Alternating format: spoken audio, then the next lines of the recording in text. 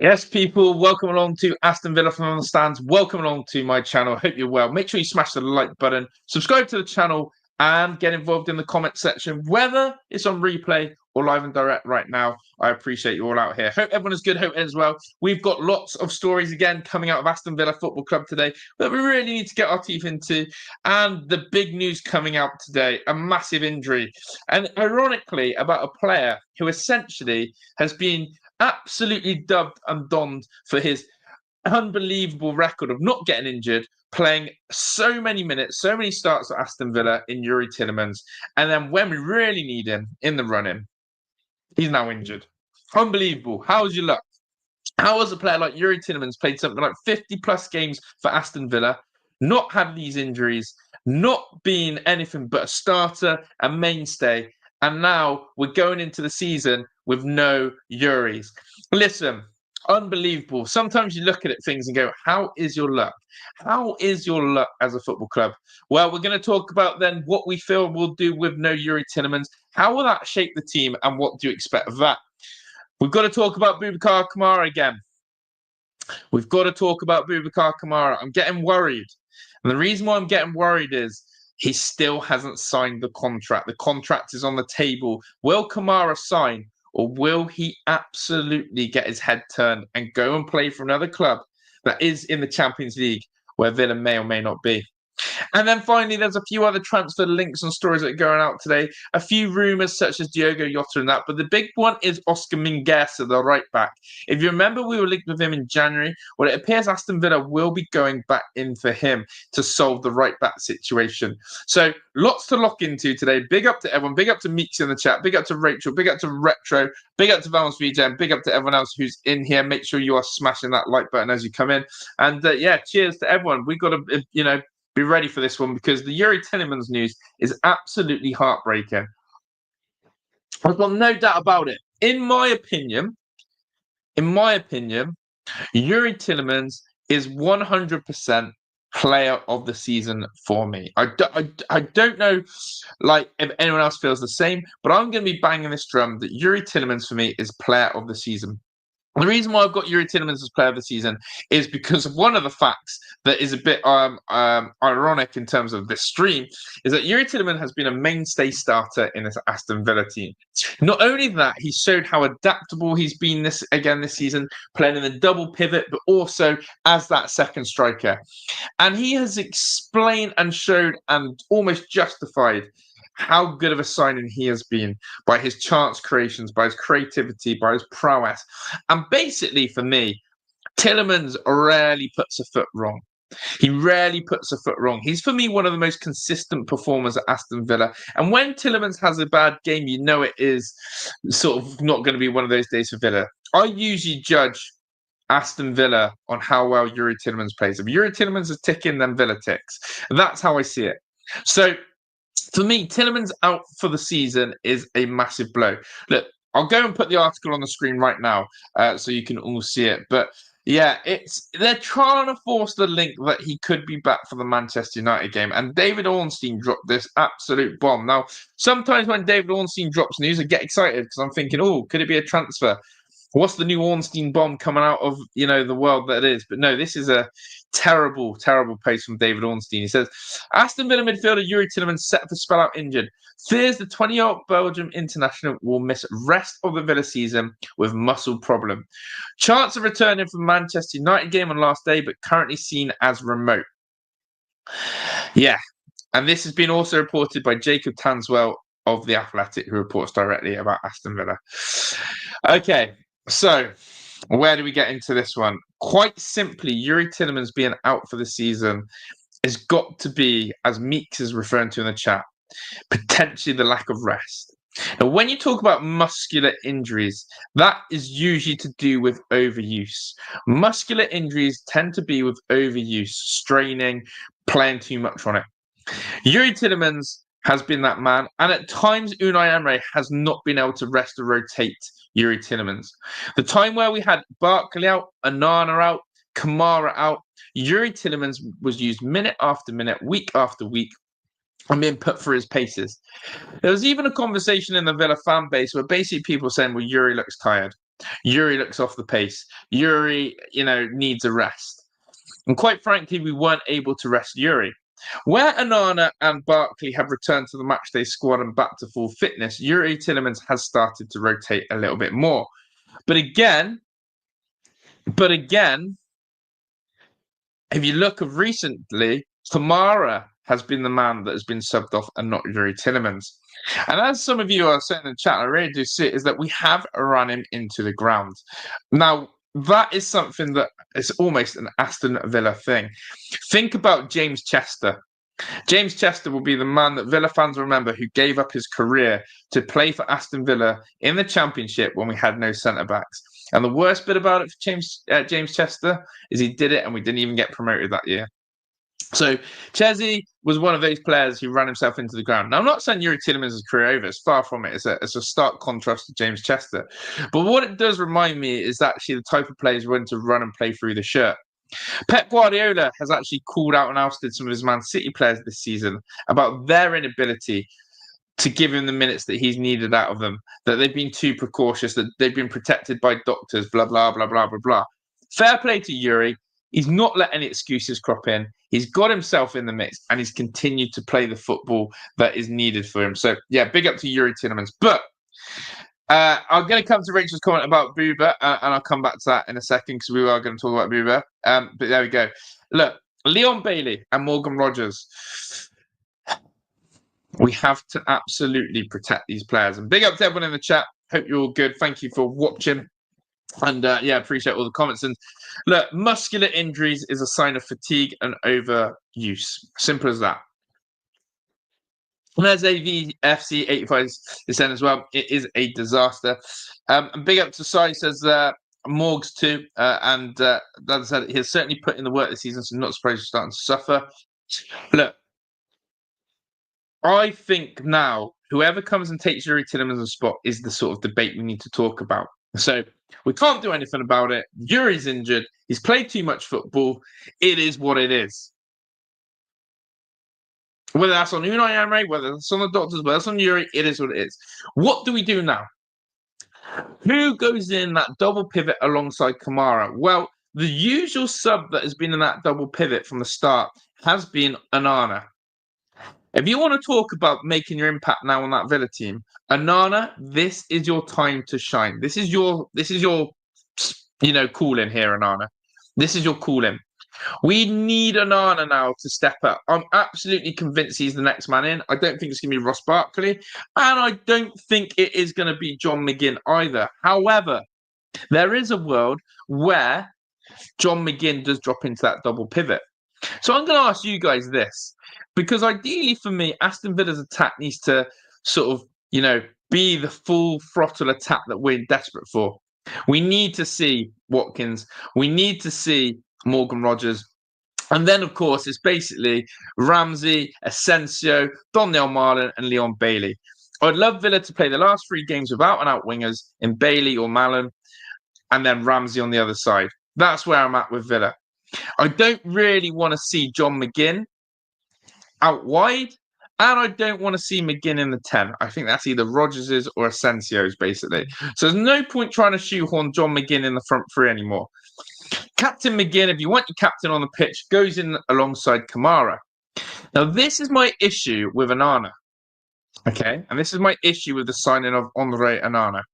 We spent £50 million on a man in the summer in Onana, and we're still having a debate with 3 games to go whether it should be McGinn or Onana to basically be the third choice double pivot. That ain't right. That isn't right. And this is where I've got to question the recruitment of Onana. And hopefully, next season, Onana becomes a starter somehow. Because what we can't be having is a £50 million man who we have a debate about, who may even be our 4th choice centre mid in the double pivot. That's where I'm at. And so if John McGinn starts in that double pivot alongside Kamara against Bournemouth, Onana's got a big problem.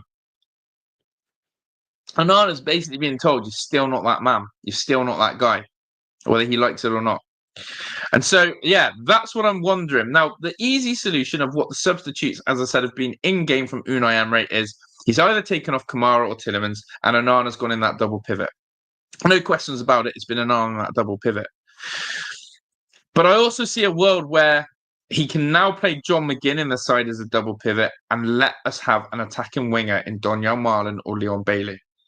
So I want to know in the chat, who are you going with? What are you saying? As Sai said, no, McGinn has to be an 8. Thing is, Villa don't operate with an 8 anymore. We operate in that double pivot. Whether you like it or not, it's 2 6s. Yes, one of them could be a bit more advanced, and Youri Tielemans tries to be that man and play a bit more further forward. And then we play with the 10 in Asensio or Rodgers, or 2 10s if he tries to invert the winger.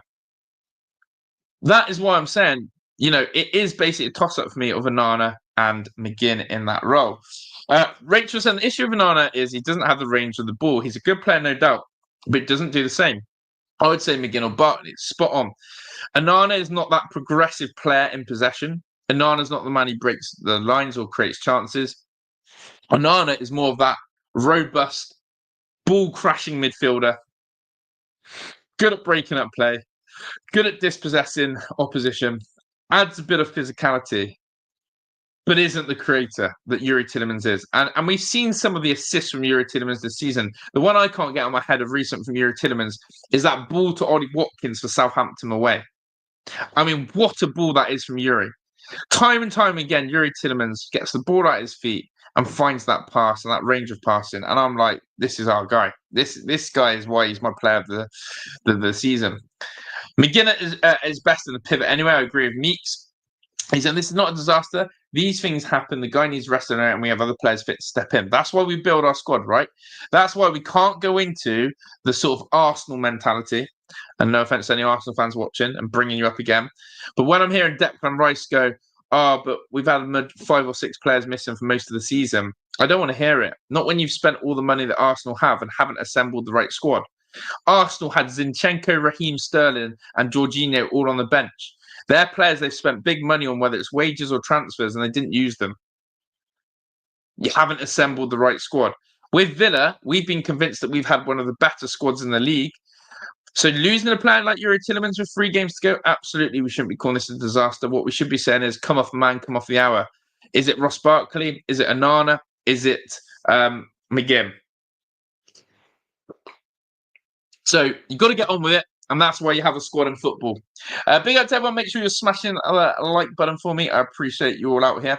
But yeah, that Ornstein bomber was not the one. His performances recently have kept us in the Champions League pitch. Has been outstanding. Honestly, I've loved watching Youri Tielemans play. As has Heidi. To fair I got Heidi to basically say, I said, if you want to see a baller, Heidi, watch Youri Tielemans. Watch what he does for Villa. Watch how he creates. He's not flash on the eye, but he does everything so well. And she has, through watching Villa, me pick that up. I've just got to change her mind on Matty Cash. That's the one player that I've got to really change her mind off, because she seems to rate Matty Cash, and I'm not having it. But yeah, she rates Matty Cash. But yeah, we could play 2 wingers in both Bailey and Mallon and use them as wingers. I would love that. I think Ramsey will play on the left-hand side, though, against Bournemouth. I really do. Might Bogard come in? Now, let's be real. As I don't want to call it a fantasy, but as nice as that would be, and some of the performances that Bogard has had in defensive midfield, I'm thinking Arsenal way as one of them. Bogard hasn't even made the matchday squad, people. Bogard hasn't even made the matchday squad of recent times. So what are we doing here? He's got to even make the squad. Correct me if I'm wrong, but I don't think Bogard's made the last 3 Premier League squads. Now, apologies if I'm completely wrong, but I'm trying to go off memory. And I'm pretty sure Bogard has not made the last 3 Premier League squads. If anyone wants to fact check that, please do. But that's my point. Villa's squad depth is so good that people are missing out, and Bogard is one of them. And again, when we talk about PSR, and of course it comes up in every Villa stream, when we talk about PSR, Bogard could be a potential PSR manoeuvre, depending on how much money we could get for him. So yeah. Big up to everyone. Bozzy said, I'd play McGinn, to be honest, but each game is different, and Arnold should be really given the last 3 games now to see how he does. I have a feeling Emery might play Barkley, though. Okay.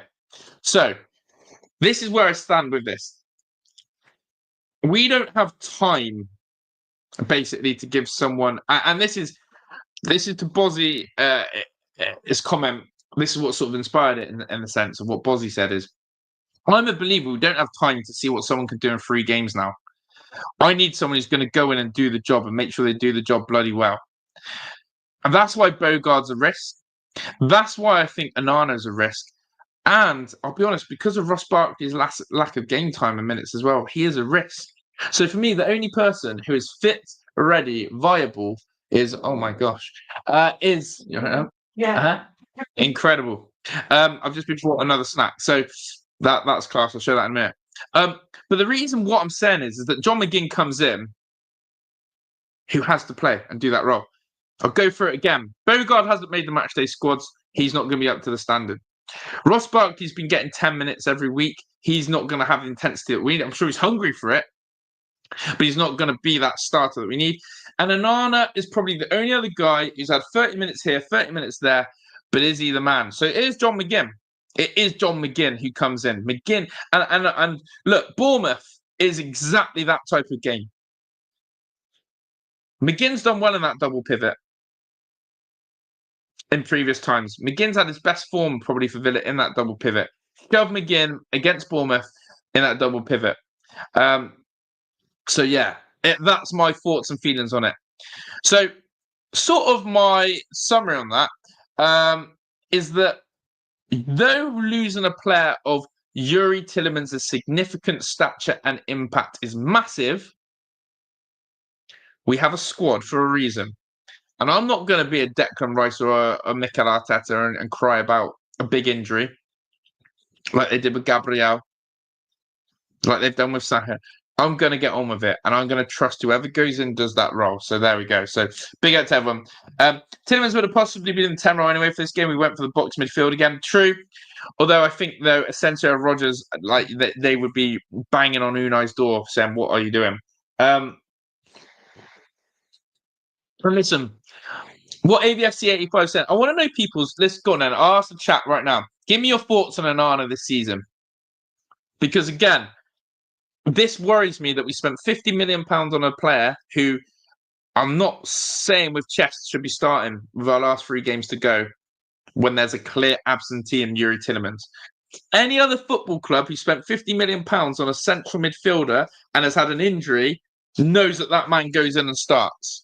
So it's crazy to me. Now, I've always been a little bit on Onana. I've had people tell me, give him next season is a project. He's a young player still. You know, I think Luke and I had a debate on my channel about Onana, and he was one who banged the drum for give him another season, give him a couple of years. I am saying to you right now, I'm not quite sure on Onana's role still. And if Kamara is still at the football club, then there's no room for Onana in that sense. And you can't have a £50 million man sat on the bench. It just doesn't make sense. But yeah, as AVFC said, it's too much for him. And 50 million is a lot. Everton did do that. Failed attempt to get a rotation option for Kamara. I'd agree on that. Do Villa have quality gaps in certain positions? I think we have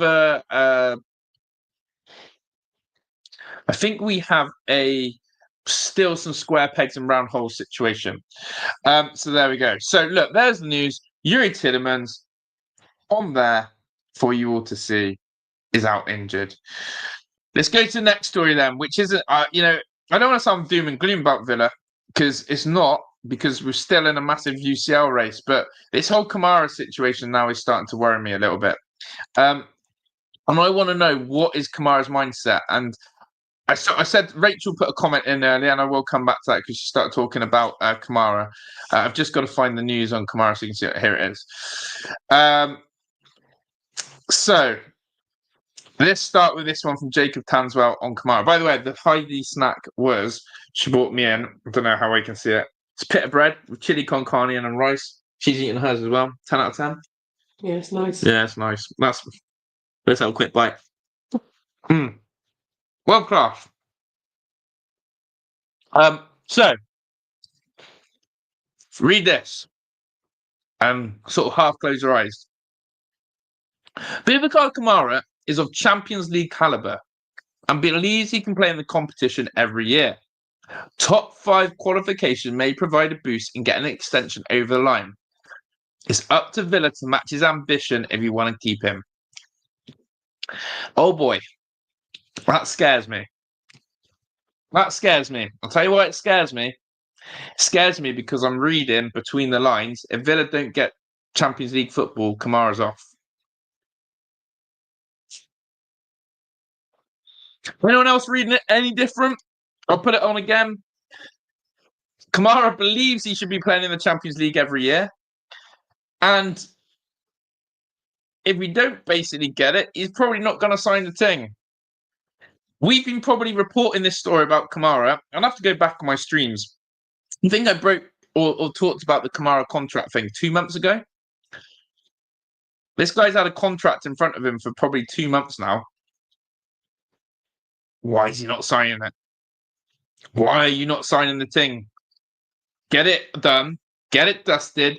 Get your Villa career committed for another few years. So we talk about PSR and we talk about the story yesterday about Villa needing to make a significant sell. We'll put it this way for PSR. How much money did we sign Kamara for? £0. How much profit are we going to make on Kamara? Bloody hell of a lot. It's going to be an expensive purchase, but you've got to ask the question. You've got to ask the question, how easy is it to find a DM in world football? And I think this is what Rachel put, but this was earlish, but Booba's waiting to see where he finished, and he should really. If we don't get UCL, I don't think he'll sign, and we may move him on due to the money factor. Literally, basically we've just said the same thing, which is spot on, which is about PSR. But yeah, look, I'm a bit worried. And the second thing that came out about Boubacar Kamara, let me just get the other post up, is that you might hear Puff singing in the background as well. That's because she's seeing the food. Where is the thing about his representatives? Yeah, this was it. This was the other one that worried me a little bit. A bit more in depth about what Jacob Tanswell said. A long-term contract is on the table for Boubacar Kamara. Other clubs have contacted the players' representatives asking to be kept informed on discussions, but Kamara wants to stay in the Premier League and talks are progressing. So I gave you a little bit of doom and gloom that if Villa don't get Champions League football, we may not get the Kamara extension. But he wants to stay in the Premier League. Could I see Kamara going to another Premier League club? I don't know. I don't know. Can I see him going to Manchester City? Maybe there's a gap there with Rodri. Liverpool potentially. You know, there's these big clubs, and these are the caliber of clubs.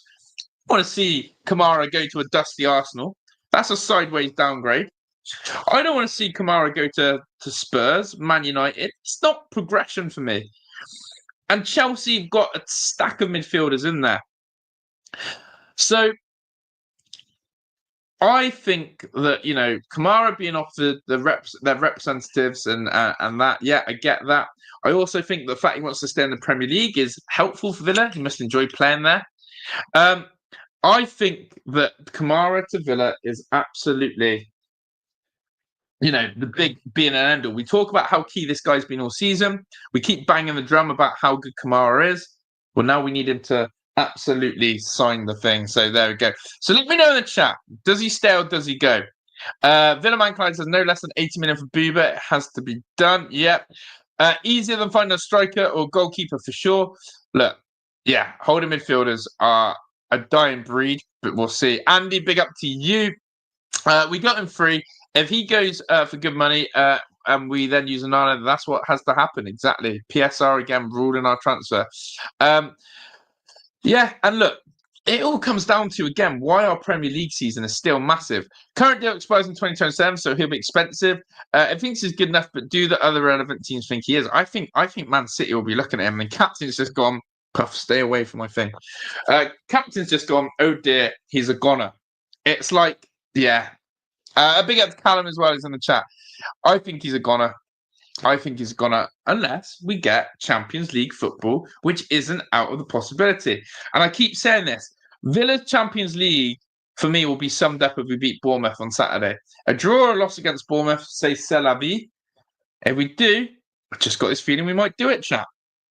So there we go. But yeah, big up to everyone in the house. Puff, you naughty little girl, and keep smashing your like button in the chat for me. It's telling that they say he wants to stay in the Premier League, but not specifically at Villa. After Louisa, don't worry about losing any one player. Great mentality from Meeks. We've shown that we can replace. We've shown that we can replace Dougie Luiz. We replaced Moussa Diaby. Hopefully, we'll replace John Duran properly one day. We'll have to see that. But there we go. Andy says, one thing for certain is Unai has got us to where we are today. To deplete the squad when we're on the verge of something big, we will lose one of the big key players, no more. Yeah, it's the hard situation, which I keep talking about, where I have to face the reality that Aston Villa are a selling club, but we've got to go about it in a Moneyball model. We're trying to find cheap talent in Spain, in Europe. We're trying to convert these players into top players. We're constantly trying to make money.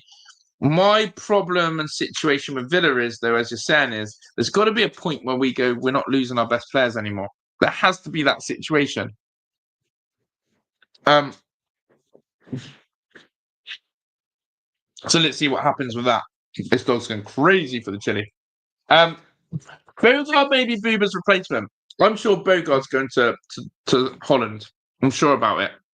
I'm absolutely sure about it. So let's see. That's it, Heidi. Heidi's just giving the dog a bollocking. Things you'll have to see. She's terrible. Well, it's rude. We're trying to do a live stream. Rude. Come here. That's what the streams have come to, telling off the dog, isn't it? All things Villa. Yeah. You're blue nose at this rate if you keep doing that, Puff. Right. So that's the news on that. Let's go to the news on Oscar Mingueza. A rumour story has come up today. Now, you might remember this guy or not. But look, we all know that we haven't sorted out the right back situation. We haven't. We know we haven't sorted out the right back situation. We've got the likes of Garcia. We've got the likes of Cash. Still not whetting the appetite enough for us. Still not basically going, that's our right back. Remember, we lost out on Dumfries. Remember, we lost out on, Frimpong. There are players like that we've been linked to that I would do absolutely anything for.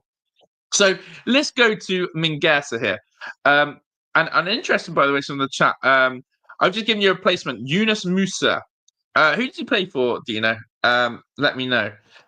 So let me know on that one. But yeah, is that one of the Italian clubs? But here we go, Mingueza. Aston Villa are lining up a move for Celta Vigo defender Oscar Mingueza at the end of the season. He has a contract expiring in June 2026 and has a release clause of 20 million euros. Okay, why do I believe this one? Well, I'll quickly show you the source first and foremost, so you're aware. It's come from Mundo Deportivo, who, again, 3.2 million followers, by the way, is not bad for a media and news independent outlet. And they have called some of the correct stories from Spain a lot. So just to give you a little source on that one, that is where it comes from. Mundo, I can't even say that properly. Mundo Deportivo. Right, Mingueza, 20 million release clause. Every player seems to have a 20 million release clause. I feel like it's just a thing. What's the release clause? 20 million. Everyone seems to be 20 million release clause in Spain. Mingueza we were linked to in January. I know that because I went back and checked some of my streams. We did it. We were linked to Mingueza and we didn't get him. I want to know why the Mingueza situation didn't happen and we went for Garcia. I want to know why it was a little bit like, yeah, we're going to go back for him now. Quickly, let me touch on Garcia. And Tamara said, don't even get me started. It's a bit of a mess, the right back. It's a terrible situation. I'll tell you why right backs bugged me for a while. We thought we found the answer in Kosta Nedeljkovic. We loaned him back out to Red Star. Absolutely has failed. We've actually had to resort back to Matty Cash. We've used people like Ezri Konsa out there. We simply have not replaced an out-and-out right back in what we're looking for to progress, like we have on the left-hand side with Luca Dean and Matson. I'm telling you now, Garcia was definitely a third or fourth choice situation. And when you read in between the lines of Garcia, He keeps talking, I just want my chance in football. I'm grateful to play football, but I want my chance. I want my opportunity. Go back and look at some of the Garcia comments of recent times. He genuinely keeps talking about he just wants his chance. At Aston Villa, his chances have been limited, and sometimes they've been brutal. I've seen Garcia dragged at half-time twice now this season. Twice at half-time. Whether it's been tactical changes or whatever you want to call it, Crystal Palace and Arsenal, he's been dragged at half-time. I think actually it could be 3 times. That's a bad situation for a January signing to be dragged like that at half-time. So, though he was a low sum, it stinks to me of, again, we should have just kept Kostan Anđelković and developed him. And maybe Garcia's one mistake against Liverpool is going to haunt him. But though he's been monitoring Garcia's progress, why is he not using him and playing him? That's what I want to know. Why is Tielemans out? My FPL warrior, MK Dave, he's got a hammy. Oh, I say hammy. He's got a muscle injury. Rachel was saying that it's the rules in Spanish football to have a release clause. I had no idea on that. Fair play. I just think that Garcia was not one of those top choices. We talk about, again, Axel Disasi. Axel Disasi was not a main focus of Villa. He was a last-minute addition because we needed it. We all know that Villa's first choice centre-back in January was that Sevilla one, Balde or Bade. Is that irrelevant to me because he rejected us that I forgot his name. So we're not signing our first choice targets. And we're going back players. So we're going back for Mingueza and we should hit his release clause. Dino says, negotiations of Bade started due to the players' reluctance to accept the proposal. Similarly, Eric Garcia was offered to Villa by Barcelona, but was also being considered by multiple clubs. And that's where I go to again with Villa's position in Europe. If we're not in a meaningful position in Europe, aka the Champions League, then I do wonder how we're going to get some of these players on the line. I think Garcia, and look, I'm seeing the comments, Garcia does have huge potential. But doesn't Kostan Anđelković have huge potential? Are we not in a process right now where I'm going to who's the best right back at the football club and we should be able to go bosh? And I'm going to ask you that. Who is the best right back at the football club? Because if you're telling me Matty Cash, I'm worried.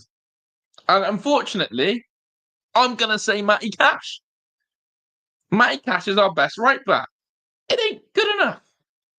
It ain't good enough for challenging for top 4, and it ain't good enough to be competing in domestic trophies. So although Garcia, and unfortunately, we can't say Garcia off his Villa performances because we haven't seen enough of him. Hasn't been given the minutes. We are speculating on Garcia just like we would on Kostan Anđelković. Just like we would be on Kostan Anđelković, simply haven't seen him in a Villa shirt enough to be able to make a fair judgment of him. We've seen enough of Matty Cash and Ezri Konsa, to be fair. That's scary, exactly.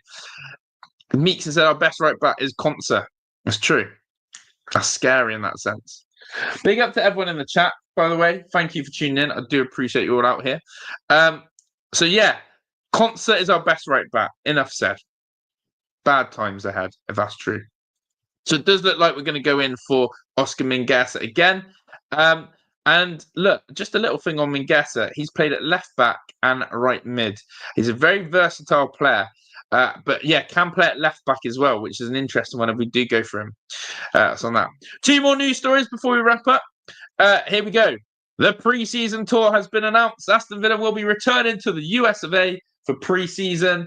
So we're having those bloody 2 a.m., 3 a.m. pre-season friendly games again. We'll also be playing in our annual match against Walsall, as well as the trip to Germany. We're going all out. Now, I don't know who we'll be playing, but you can see that we'll be playing, in America, we're playing on the 30th of July and the 2nd of August in St. Louis City and Nashville. So I don't know if we've been there before, but America, we're going global, pre-season, and don't forget the Walsall fixture. Never forget the Walsall fixture. So I thought that came out today, which is quite interesting. Again, let's see if we've got all our new signings in for that pre-season, ready to go. I'm not going to talk about Rashford today because, we just don't need to talk about the guy begging and twerking for Barcelona. But look, one more story on Philippe Coutinho. I'm not going to talk about Diogo Jota because the source is not a reliable one. But yeah, let's quickly end on Philippe Coutinho. Vasco da Gama president on Coutinho. I'll make every effort to make it happen. We know his potential, which was a matter of adaptation. We know the effort he made to come. I can't promise because there's a lot involved, but the desire is great. Look, Vasco da Gama, we don't want none of this loan BS. Sign him. Sign him on a perm. Take him off our hands. Take him off our wage bill and give us some money. We'll give you him for a couple mil. I don't know what Villa are trying to stall here, because especially if Coutinho is going to terminate his contract, which there's talks of, let's just sell the guy then. Let's get whatever pennies we can to that situation. But yeah, again, Coutinho will be talked about again this summer. His situation, his contract, will we get money for him? Will he terminate or will it just be a loan? All massive in terms of Villa and the PSR route.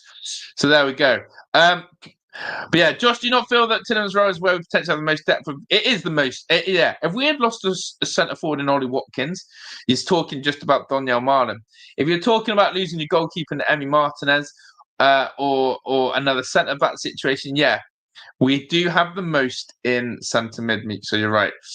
Germany would be a good trip. Yeah, when we rotate heavily or face multiple competitions, performance dips. It's true. We've got to learn to manage that.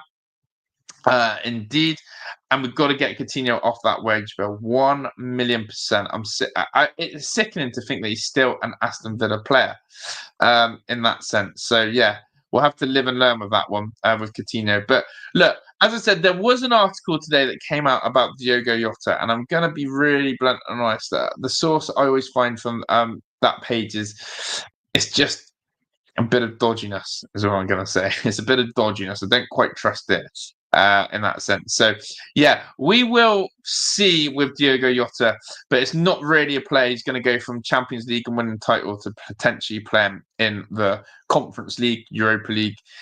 You know the drill. So, look, all I'm going to say is the Bournemouth game is absolutely critical, plus the Spurs, plus the United game, to where Villa's transfers go. I know that for a fact. We get Champions League football, we're talking a whole new calibre of players. So we'll have to see what happens. Got to get rid of the dead wood. Got to bring in the good wood and see what happens there. But yeah, big up to everyone. We will be on the preview with the Villa Park podcast forever with Rich Sutherland. So we're going to be on with him later doing a preview, all things Villa and Bournemouth. I was going to try and redirect over there, but I can't seem to. So that is a little bit annoying. So yeah, we will be on there to talk, as I said, the Villa Park podcast. We're going to be on there tonight. So yeah, we'll see you all there as well. But big up to everyone. Deji hopefully has tears tonight. We're hoping for Deji tears would be good as well, actually. And Spurs lose to Bodo Glimt. Imagine, yeah, that's my final note. Imagine if Spurs don't qualify for the Europa League final tonight and Bodo Glimt absolutely smash them.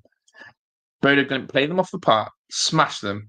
Spurs don't qualify for the Europa League final and they've made this big hoo-ha about changing. Wow. Imagine. Get behind those yellow toothbrushes, I think their nickname is. Please, please, please, Bodo Glimt, do the business. I love that. It'll be so Spursy. It'll be unreal. Guys, enjoy your evening. Big up to everyone who's here in the chat tonight. I really appreciate you all. Thank you so much for all your comments.